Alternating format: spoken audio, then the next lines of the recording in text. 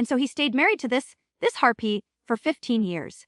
15 years of what readers described, quite vividly I might add, as psychopants Laurie, making his life a living hell. 15 years. My last burrito lasted longer in the fridge than this guy's backbone. 15 years with psychopants. I wouldn't last 15 minutes. With someone who, according to one review I read, threw a fit about not passing her candle. What does that even mean? Was it a seance? Was the candle judging her? Please, decorum. We're discussing That Love by Jillian Dodd, formerly That Divorce. A title change that seems to have caused almost as much consternation as the plot itself. It's the 4th installment in the That Boy series, focusing on Danny Diamond, the supposedly perfect NFL quarterback. Danny Diamond. Seriously. Sounds less like a quarterback and more like someone advertising discount engagement rings on late-night TV. Or, as one genius reviewer pointed out, a porn star. And perfect. This guy kissed another woman, Jennifer the actress, once. Felt bad because he was married to Cruella de Vil and then proceeded to pine away in marital misery for a decade and a half. That's not perfect. That's the emotional equivalent of beige wallpaper. One could argue that it speaks to a profound, albeit perhaps misguided, sense of duty. Loyalty to his vows, commitment to his children. Duty, commitment, bull. It's called being a doormat. A big, handsome Super Bowl winning doormat. And this Laurie woman, my God! The reviews, worthless, horrible, evil witch, bitch. One person literally said, I wish Jaden would just sock Laurie in the face. I mean, when your readers are fantasizing about assault, maybe your character is a tad over the top. She sounds exactly like my neighbor Brenda after I accidentally took her parking spot that one time. Pure unadulterated rage. Over nothing. While the vitriol directed at Laurie is notable, perhaps even unprecedented in my reading experience, isn't she merely serving the narrative function of the obstacle? The antagonist driving the conflict? It's a classic trope, Ty. Trope. This woman apparently went from college sweetheart to Satan's sister-in-law overnight. They say she hated his kids, hated football, hated joy. Someone online speculated she was replaced by a vindictive robot somewhere around year 3, and Danny just took it. For 15 years, while dreaming of Jennifer, the actress he kissed once, who, by the way, was apparently dating some cheating rock star loser for 10 years herself. These people collect bad relationships like participation trophies.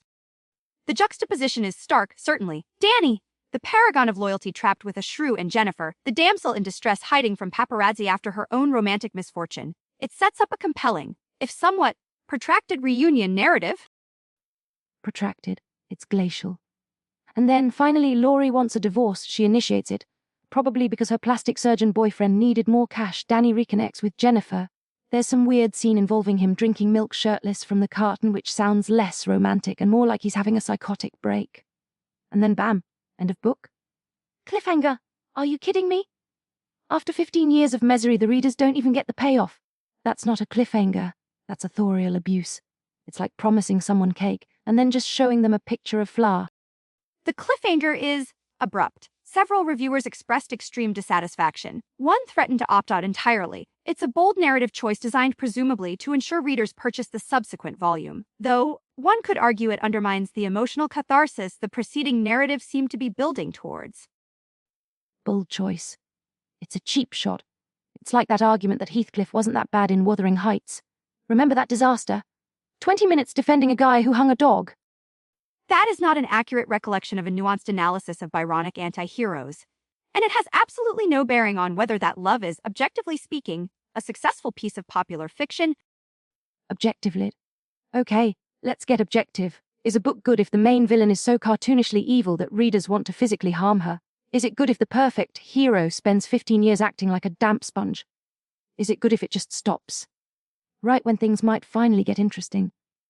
One reviewer said, "Bye-bye to psychopants, Laurie. Even if the book ended there, I would have given it 5 stars. That tells you everything." People were just happy the torture was over. The reader response is certainly passionate. There's an undeniable investment in Danny's eventual happiness, and the depiction of long-term marital decay, however exaggerated, clearly resonates with, or at least infuriates, a significant audience. Some praise the consistency of Laurie's awfulness, finding dark humor in it. Dark humor. Okay, maybe, but is it good? I mean, if Danny Diamond were a sandwich, what would he be? Sandwich. That's utterly irrelevant. We're discussing narrative structure, character archetypes. He'd be plain white bread with nothing on it. Maybe a single sad slice of turkey representing his one memory of Jennifer. And Laurie would be the expired mayonnaise making everyone sick. So, Is it good? I don't know, it sounds infuriating, but also, I kind of want to know what happens next. Damn it. Which I suppose is the intended effect of the cliffhanger, however manipulative. So, our final assessment? Okay. For sheer unadulterated reader rage and making me genuinely concerned about fictional candle etiquette, I give that love 4 out of 5 restraining orders against Laurie. And I shall award it 2 out of 7 volumes of Proust for its exploration of long suffering, however clumsily executed, and for ending so abruptly it caused actual psychic pain. Whatever. All right, that's all the time we have for Danny Diamond's questionable life choices. Join us next week on Heartbook Radio, when we delve into the existential angst of Kevin the Sentient Stapler Seeks Meaning. Oh, does he staple someone inappropriately? Tune in to find out. This is Heartbook Radio!